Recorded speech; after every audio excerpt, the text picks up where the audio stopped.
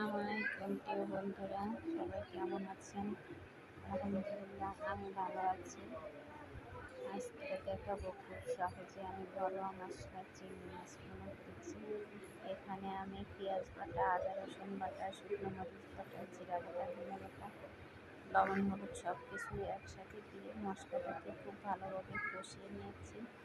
মশলাটা যখন একেবারে ভাজি ভাজি হয়ে গেছে, তেল ছেড়ে দিয়েছি, তখন আমি ভেজে রেখেছিলাম আগে থেকে চিংড়ি মাছগুলো, সেই চিংড়ি মাছগুলো এখানে দিয়ে মশলার সাথে 2 মিনিট কষিয়ে নিচ্ছি। 2 মিনিট কষানো হয়ে গেছে। এরপর আমি দেখুন পরিমাণ মতো পানি দিয়ে দিলাম। এই পানিটুকুতেই আমার রান্না হয়ে যাবে, কেননা আমি আগের থেকেই চিংড়ি মাছটাকে ভাজি করে রেখেছিলাম। এটা আমার নতুন চ্যানেল, আর আপনাদের যদি আমার চ্যানেলটা রান্নাটা ভালো লাগে তাহলে অবশ্যই লাইক করে শেয়ার করবেন এবং সাবস্ক্রাইব করে আমার পাশে থাকবেন। দেখুন কত সুন্দর হয়েছে আমার রান্নাটা। সবাই ভালো থাকবেন। আল্লাহ হাফেজ।